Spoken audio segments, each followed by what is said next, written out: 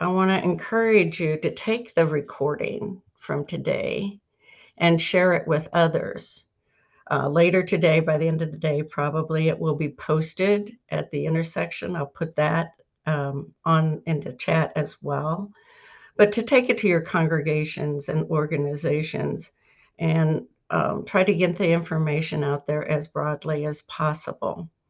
So, Patrick, I want to let you know that I have already opened the share screen if you want to use it. You don't have to, but if you want to, you can go ahead and maybe bring that up. But I want to start today just a little bit different um, because it is what it is that we're looking at. When we first started to do at the intersection, we chose Thursday morning in this hour because this is also City Council Day almost every Thursday. And if the faith and community leaders came together before that City Council meeting, there's the thought and desire behind that would strengthen the integrity and the time that our council and community would gather in those Thursday meetings. So given our current context, and that we're going to be looking at that budget, I just want to take a minute for each of us in our own way in silence to offer up prayer, thoughts, the best that we can do as a city in a time that is in so much transition. So if we could do that just for a minute, I'd appreciate it. Thank you. And Patrick, thanks for being with us this morning. I really appreciate it. I know that you have a lot of these forums that you're going out into community and helping with, and that takes a lot of energy and time. So I appreciate you coming this morning and taking the time. We may not be many, but multiply this by like 500 or 1,000 or however many people are going to be able to watch this and utilize it out in the community. So thank you for your time. We can't hear him. Can you hear me now? Yeah. Oh, good. Okay. Are you able to share? So I'm actually not going to share slides. I do have a slide presentation from the city manager that he provided to the city council last Thursday. But I think I'll just hit the highlights. I know that we don't have too long together, but as Ann said, I'm Patrick Steck. I'm an assistant director in the Human Services Department. Have worked in homelessness for the last 5 years. But my first job with the city was actually as a budget analyst. So this time of year is always dear to me as the busy season of budget. The budget office putting together this document that Ann said is a reflection of our city's priorities. Our city budget proposed this year will go to the city council, or it was presented to the city council last week, but they will officially vote on it in mid-September. So they have a few weeks here where they are doing town halls in all of the city council districts, open to the public, and then work sessions with individual departments. My Department of Homeless Services and Strategy, which I'll talk about in a second. Recording in progress. I hope that was Ann logging in. Yay! She can hear us. So our department went yesterday, but we have a whole slate of city council meetings, special meetings over this week and the next few weeks to dive in on the city's budget. So overall, our budget, which starts on October 1st, our fiscal year starts October 1, $4 billion. So that includes all of our city departments, the airport, the streets department, fire, police. So $4 billion budget. About 1.2 million of that, or billion of that, is in the restricted funds. So those are things like airport that generate their own revenue, and it goes back into those services. Solid waste, when you pay your trash fee, stays within the solid waste department. A capital budget of $1.1 billion. that's building new roads and facilities. And then the general fund is $1.7 billion. Those are all of the general city services that we provide on a daily basis.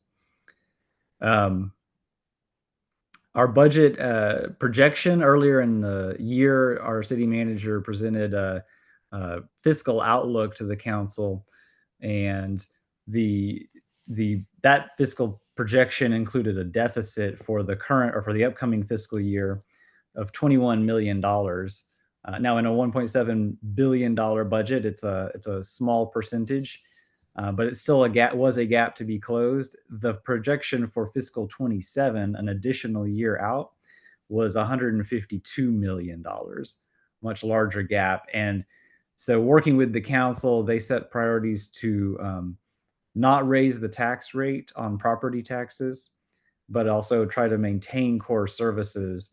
So the city manager's plan does present a way to balance those budgets, not just for fiscal year 26 that's upcoming, but for the fiscal year 27, 2 years out, to maintain the fiscal integrity of our general fund. They did that through a combination of things, looking at ways, or CPS Energy is able to sell electricity to other providers when they have generated more than we need here in our community. And that creates revenue for CPS Energy, which then comes to the city. A portion of that comes to the city. Some new fees and fines on things like alarm permits and parking fees to create a little bit more revenue, and then a reduction in expenses. And so there are some cuts in the proposed budget that will ultimately bend the curve of our fiscal projection, but largely maintain our core services and service delivery to the community. One interesting point, our property tax revenue, which is a little over a quarter of the general fund's revenue, total projection went up year to year from fiscal 25 to fiscal 26. But the base value, all of those properties that are already built, that are already on the tax rolls, actually went down nearly 1%.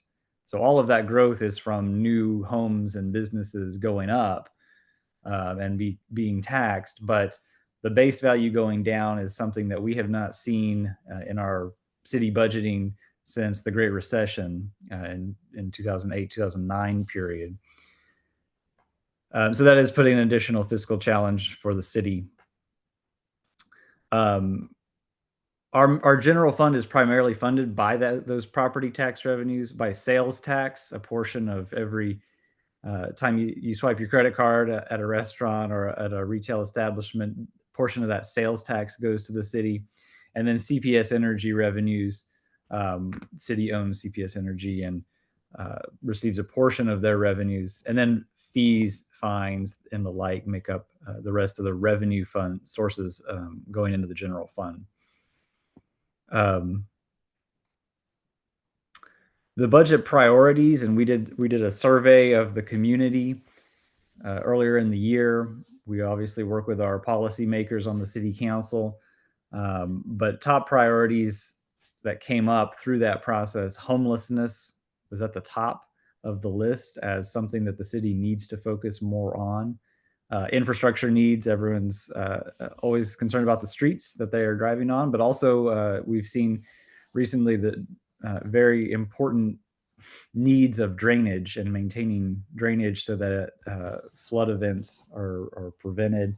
You're all aware of obviously the tragedy in the Hill Country, but a few weeks prior to that on Perrin Vital Creek, there was a number of deaths, and the city will be releasing a study of what happened there pretty soon. But our drainage infrastructure is a critical piece of the city's budget as well. Looking where the county and the city are making investments there. Affordable housing rose to the top. Public safety, police and fire services, animal care services, and city's employee compensation. So the budget does include a 2% wage increase for all city civilian employees for all the work that they do. So I want to talk a little bit about homeless services. This is where I'm most comfortable because it's where I work. The budget includes a new department of homeless services and strategies. It's going to come out of the human services department, where Ann and I have worked for the last 7-8 years now. So we've both been employees there. I will be joining the new homeless services department. And it will be led by Mark Carmona, who some of you may know has been the chief housing officer at the city for the last 4 years. So he has worked in homeless and housing space. He previously was CEO at Haven for Hope. So he understands the work very well. He and I have worked together, and it will be a new department of its own within the city structure. And I think that really elevates the importance of this issue to the community.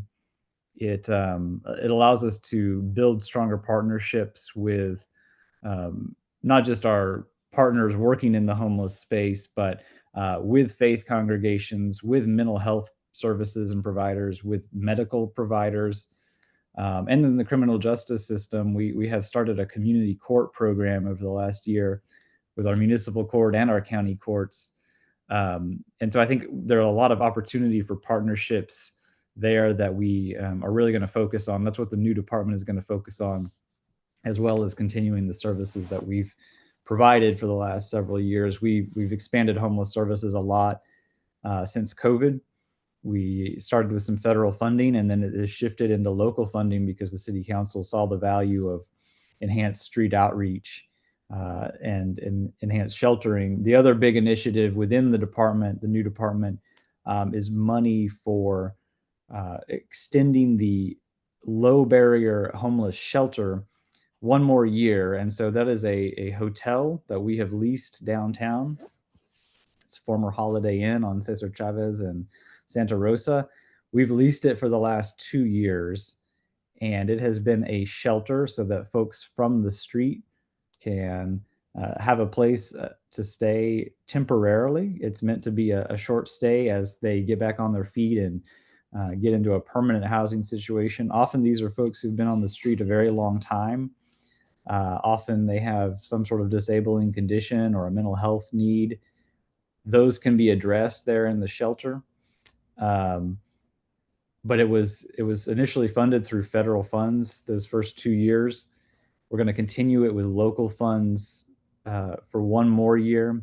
And Sam Ministries has been our partner there. They are bringing in fundraising, and then they are bringing in a partnership with our medical providers through Steck to fund some of the operations of that facility. So we're really excited to have one more year, and then we will be building a longer-term plan, bringing in all of those other sectors to continue what's become an integral part of our homeless response. I see a hand up. I'm glad to questions. Kendra, did you have something that you wanted to ask? I mean, I didn't want to ask anything. I just want to say, as a person who actually lived in that shelter, at Holiday Inn during the COVID crisis, the way that the services were combined with Haven for Hope, the medical care with Central Med, the Christian dental services, the vision services, CHCS, the transportation, the job services, and just actually having a place that was like a home made such a difference in my life. And I think that you all continuing that is amazing and critical in helping people that really need to just have somebody get them together and put them out in the world, because I'm doing amazing and I'm working for this community every day. Thank you so much, sir. Thank you for sharing that. That means a lot. And yeah, I really do appreciate that.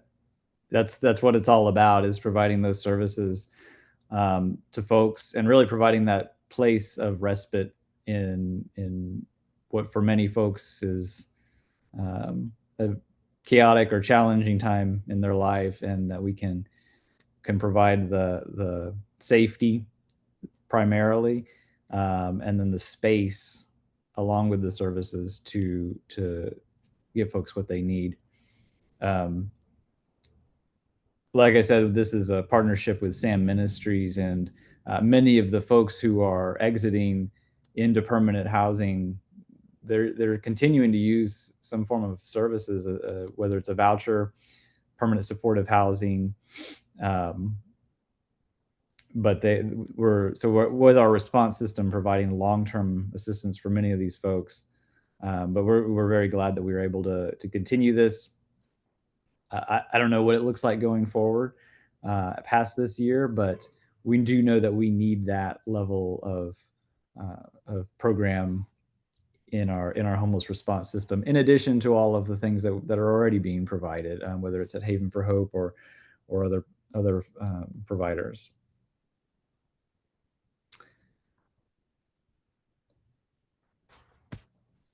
Well, I don't think I can top that, but I'll try. I'll hit on some other things within our city budget. The other new department, our public works department, is being split, and this is in response to when you see traffic cones go up and construction starting on a roadway. It can be tempting to groan and think that this may take a while. And so there have been some instances of construction projects that take longer than anticipated.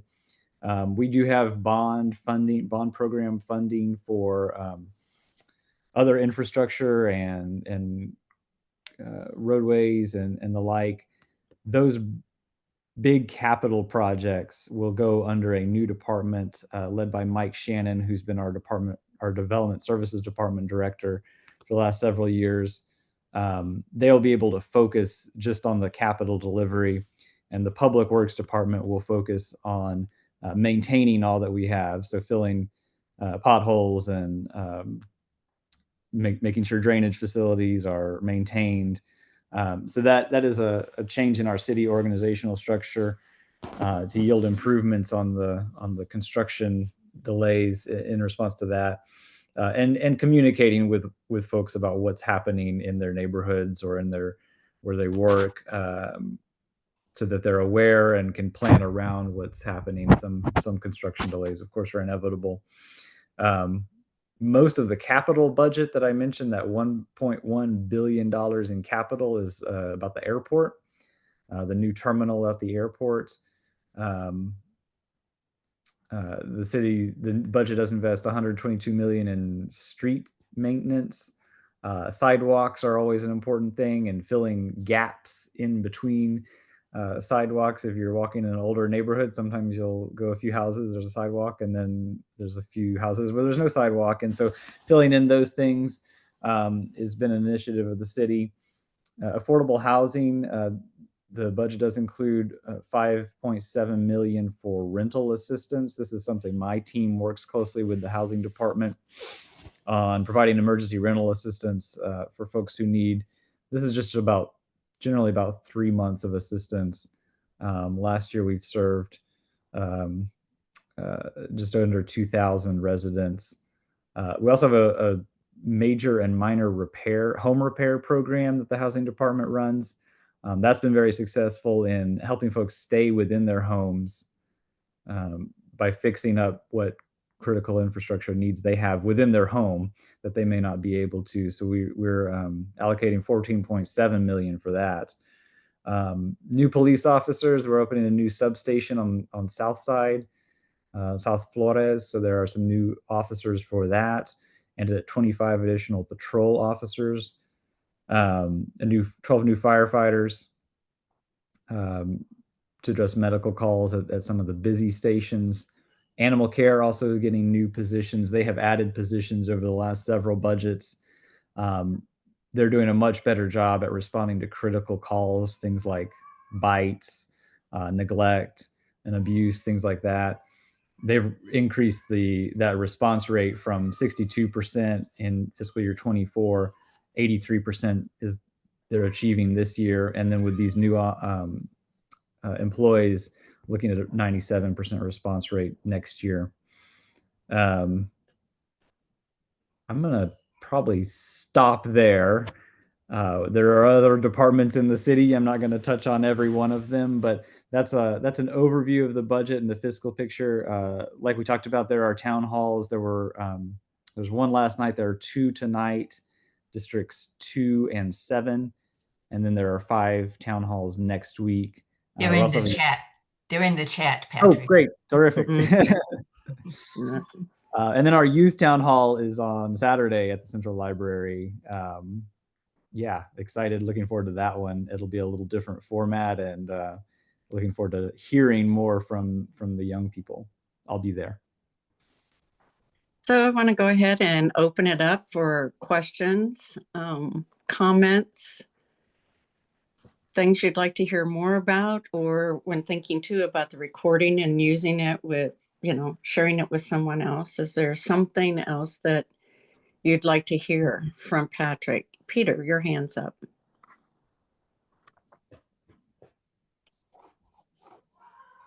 And you're muted. Peter, there you go. There we go. Sorry about that. No problem. Yes, thank you, Ann. And thank you, Patrick. Good to see you again.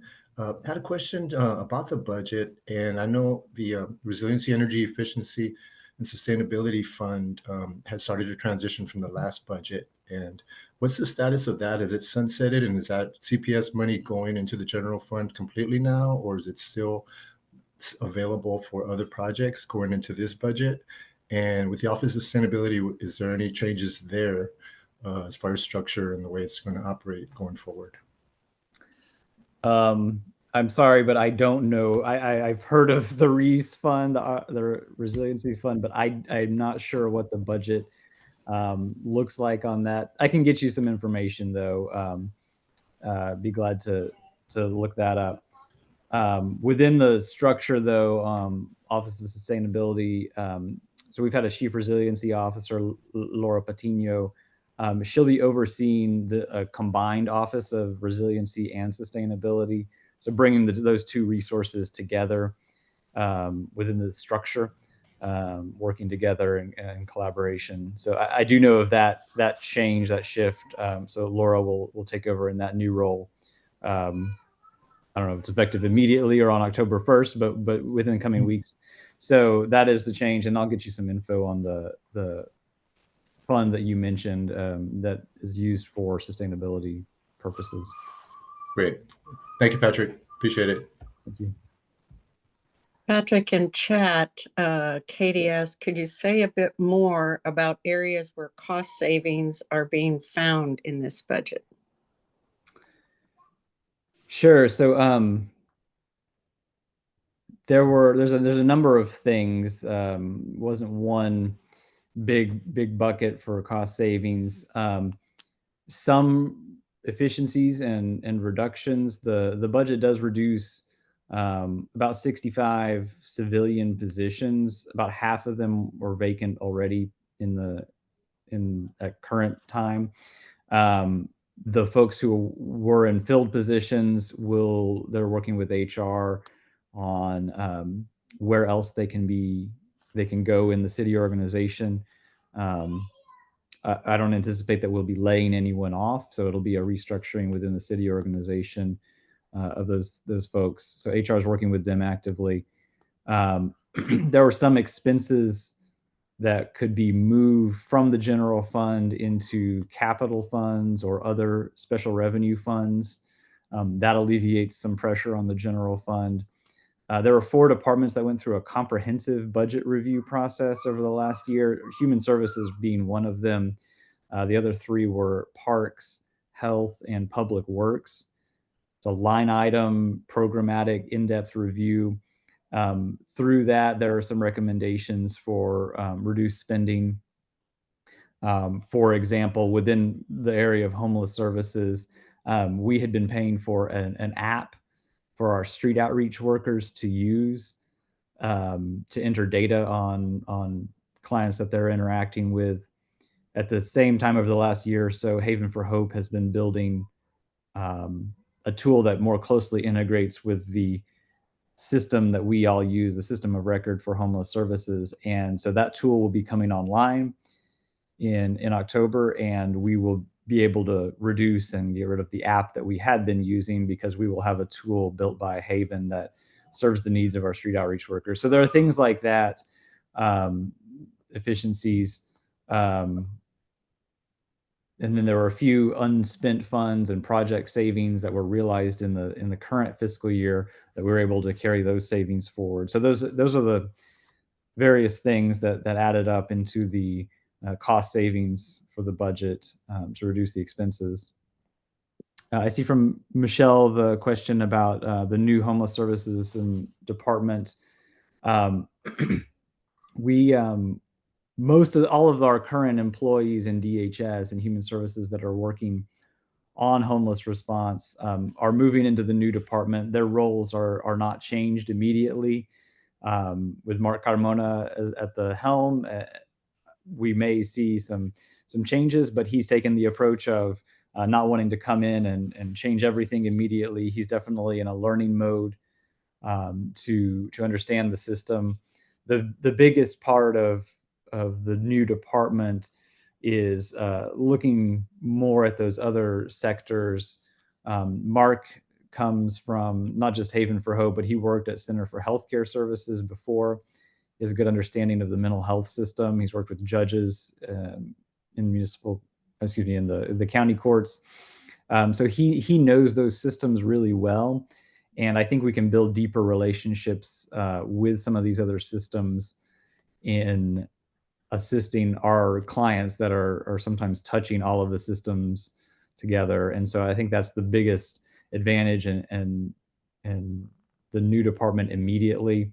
Longer term, if fiscal pictures change, sometimes it does help to have a new department to advocate and elevate the work that we're doing. We saw it, the city managers council see it as a core city service. And so elevating it as a department makes a lot of sense. I see Martha Jones' hand is up, but I'm going to take a brief pause. It's 8:33. And those who might have to leave and move on with their day, thank you for being with us and taking the time. Patrick, I also want to ask, could you take a few more minutes or do you need to go? No, you're good. Okay. So, Martha. Yes, my questions are for Patrick. These are generic questions in terms of keeping up with what's happening. The first thing is that I know that the website is transforming itself in October. How much is going to be kept up to date on the old site? I see the picture of our handsome former mayor is still the one up there, for instance. So that's my first question, is how well will the existing website be maintained until the transition? My second question is related to that. You've outlined a number of reorganizations, new names, new people. Where are we going to be able to find like a organizational chart of all this? Good questions. So the website, yeah, you may have seen, if you go to sanantonio.gov, it's a little different from sa.gov. We're transitioning to sa.gov for the website. New design and format. It is live and being updated, and a number of department pages have shifted to sa.gov in the new format as well. But still, there are some pages on the old system. Everything should be updated going forward in the new format, and information that was on older web pages will transfer over into the new format, and then be maintained going forward in this new transformed state. Tied into that, the city manager's office page, the page for that department, is where the org chart for the organization stays. I don't know if it's been updated yet with some of these changes. Many of them probably effective October 1, but that org chart lives on the city manager's website which I know is on the new format as well. You can access it there. If you go to the webpage, look for departments under the government. I think it's the government tab, and go to city manager's office. That's where the org chart stays and should be updated. Thank you, Patrick. Thanks.